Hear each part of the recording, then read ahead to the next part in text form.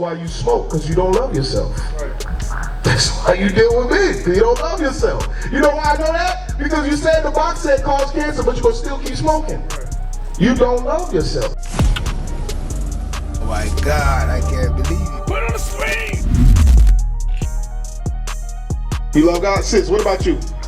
You love God? Come see real quick. Let me ask you, I got to ask you the question. You come on here, that's why we got the camp here. You too, sis. You say you love God, right? We say we love God.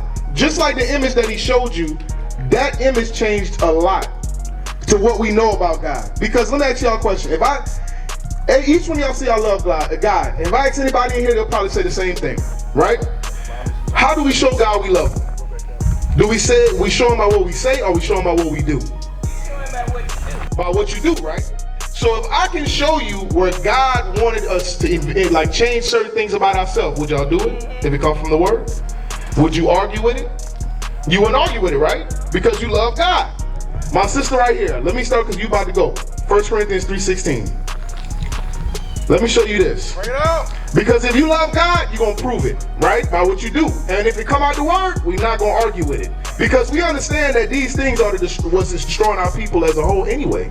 Because the slavery that we went through was because we disobeyed God. Right. Watch this. 1 Corinthians chapter 3 and verse 16. Know ye not that ye are the temple of God? Did you know that you was the temple of God? Did you know that? You didn't know that, huh? Well, you are the temple of my brother. Did you know you was the temple of God? You didn't know that. We are the temple of God, right? Because we are God's chosen people. The children of Israel, you so-called blacks, Hispanics, and Native Americans. Now watch this. Know ye not that ye are the temple of God, and that the Spirit of God dwelleth in you? Wouldn't you want the Spirit of God to dwell in you? Wouldn't you want the Spirit of God to dwell in you?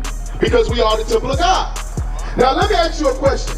If you go into a temple or into a church, and they got rats running all around, they got feces, they got doo-doo on the ground, people passed out drunk on the floor, you gonna stay in that church?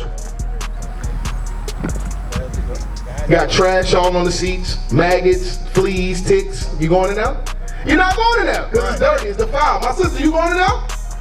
You're not going there. Hold on before you go. Watch this.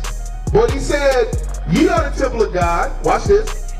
If any man defile the temple of God, He said, if you defile the temple of God, him shall God destroy. how do you defile your temple? Come on. My sister is walking away slowly, trying to walk a beat. Wait, how you destroy your temple? How you destroy your temple? Something your spirit is saying, we need to get away because I feel like this is coming for me. You know how we destroy the temple? Come on. The same thing I used to do when I was destroying my temple. Smoking them cigarettes. Right. Bring it out. You see that?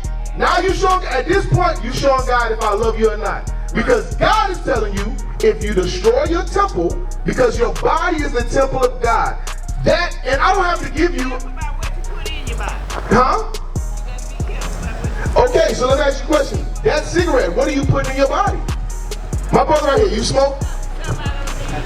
You smoke? Cigarettes, black, weed, blacks. When you look at that carton of blacks, what does it tell you? Will cause what? Cancer. So are you putting something good in your body? Watch what God said.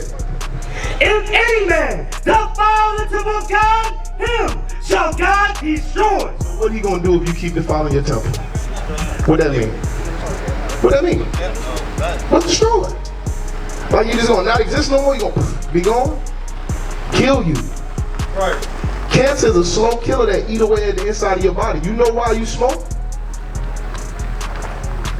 I know why you smoke. And I know why. Let me ask you a question. Come see. Come talk to me. Come talk to me. As far as, let me ask you this. You say you don't know why you smoke, right? You deal with men or you deal with women? You deal with men. Why you do that? You don't know? By choice? Do you believe that you can be born that way? This is an honest question. You don't believe you can be born that way. It's through situations and things that we go through as a people that cause us to follow certain traits, right? Go to Sirach 30 and verse 21. A lot of people may say, let me explain you this. The way we deal is we love our people. Right. You understand? We come out here into the middle of our neighborhood because we love our people. Right. We know that nobody else is coming out here to try to teach our people, because you know what they give them? They give you a feel-good speech. So when you go to the Christian church, you leave in there, you go in there, and you leave feeling good. And you go do whatever you doing, whatever you did before you got in there, you go back doing that when you get out of there. Right. Because they make you feel like there's no consequence. As long as you love Jesus in your heart, you can be saved. But that's not Bible. I'm about to show you why you smoke, and I'm about to show you why you deal with men. Watch this. The book of Sirach, chapter 30 and verse 21. Yep. Give not over thy mind to heaviness, and afflict not thyself in thine own counsel. Now, this is a true statement. When it comes to that lifestyle, a lot of times it's from something that happened in your past. Maybe you was experiencing things being over-sexualized. Maybe you was molested. Maybe your experience with seeing women and men together was never good. But whatever happened, your decision you made today was based off of your past. Right? It says, read that part again. Give not over thy mind to heaviness. You're not supposed to give your mind to that. Now, I can tell you, a lot of our people, because keep in mind, we're not new to this. We wasn't born in this truth. We was out here as well in these streets as well. A lot of our people, what we do as a people, we put on a tough exterior. You understand? Because the point is, nobody for all these years cared about nothing that's going on with us. Right. So it's like, why would I sit here and be sad about it when nobody else give a damn? So why would I worry about it?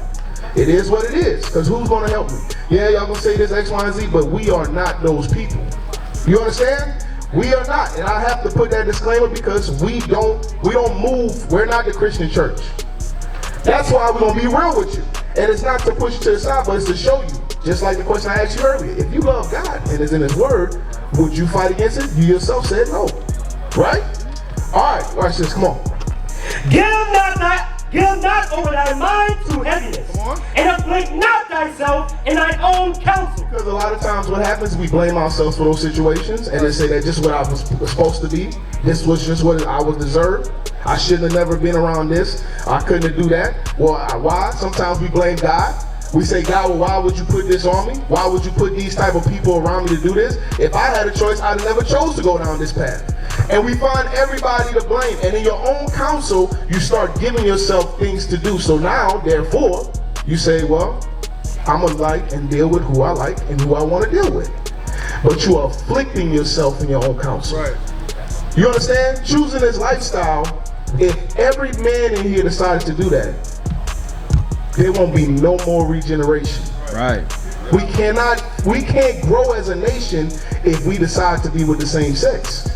You understand? That's not what we're supposed to do, because a lot of people, you go in church and they say, oh, it's an abomination of God, and then it's true, but now, Pastor, help me. Because you're saying it's abomination, so what do I need to do to fix this? You understand? These things take time. There's certain things you have that can give yourself to fasting and praying to get certain spirits off of you. And also, you need to be around like-minded men that's going to be able to give you guidance and counsel to continue to push you forward through the path of righteousness. Keep reading. The gladness of the heart is the life of man, and the joyfulness of a man prolongeth his days. Come on, verse 23. Love thine own soul. What you got to do? Love thine own soul. That's why you smoke, because you don't love yourself. Right. That's why you deal with me, because you don't love yourself. You know why I know that? Because you said the box said cause cancer, but you're going to still keep smoking. Right. You don't love yourself. And I'm going to tell you this. What's your name? Say it again. Nunu. Before I came to this truth, I didn't love myself. Right. You know why? Because I hated my people. Because if they did wrong, my brothers would kill each other, sell each other drugs, murder each other. I never spoke up for it. It is what it is. I was smoking, I was doing all that. Popping pills and everything. I didn't love myself. The number one thing we learn as black people is all you gotta do is stay black and die. We see our people getting killed every day on social media, so death begin to think that we don't even fear no more, because we know at one point in time, everybody gotta die. You understand? So you have to love your own soul, come on. And comfort thy heart. How you comfort your heart? Romans 14. That's what I want. Romans 14. 15 and 4. Boom, there you go. Romans 15 and 4. How do you comfort yourself? Let me show you. Watch this. Romans chapter 15 and verse 4. For whatsoever things were written aforetime, Written in this Bible, come on. were written for our learning. Because this is not a fairy tale book. This is the last bit of history you have of your people. So we read all the things they did to be prosperous, and we read all the things they did to not to fail, and we learn from their mistakes and say, okay, this is how I gotta move for this. This is how I gotta move for that. These are the commandments that's established so that I can live a long life. Come on. That we, through patience and comfort of the scriptures, You get comfort? of the scriptures, might have hope. Right now, this is a hopeless people. There's no hope. Whenever you do things you know is wrong for you, that's physically not well for you, Nunu, and you keep doing them, you don't love yourself. You understand?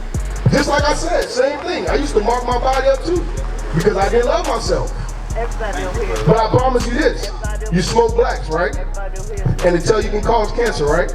They tell you it's poison in them blacks, right? You got a car? What kind of car you got? Do you put diesel in it? Would you put water in it, in your gas tank? Why? So what's gonna happen if you put water in your gas tank? Huh? It's gonna mess up your car, right? So why you care more about your car being messed up than your own body? You see what I'm saying, Nunu? Read.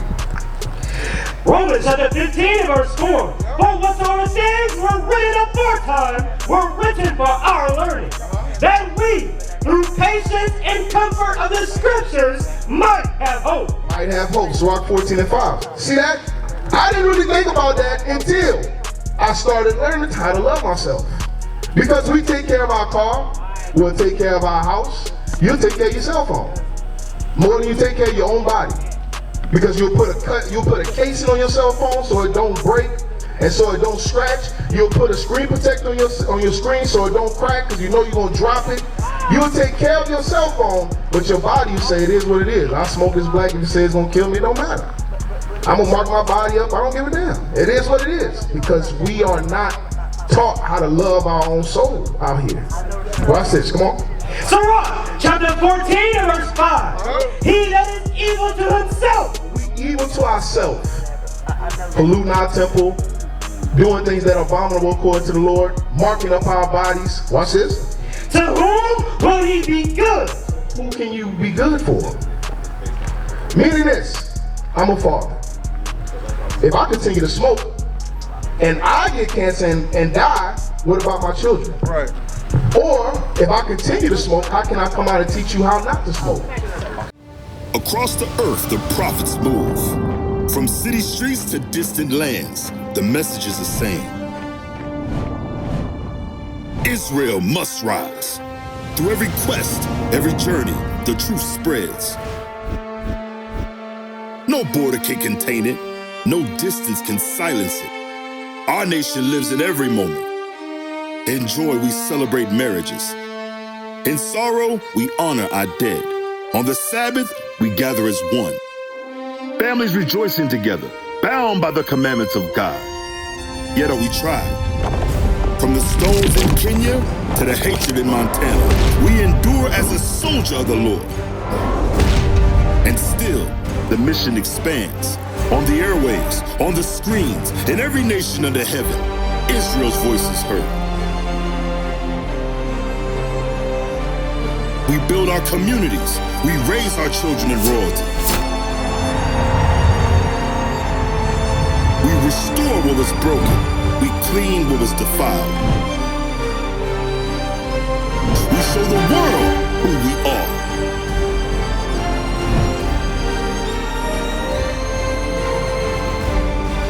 This is Israel united in Christ. Nation in motion. Nation endures.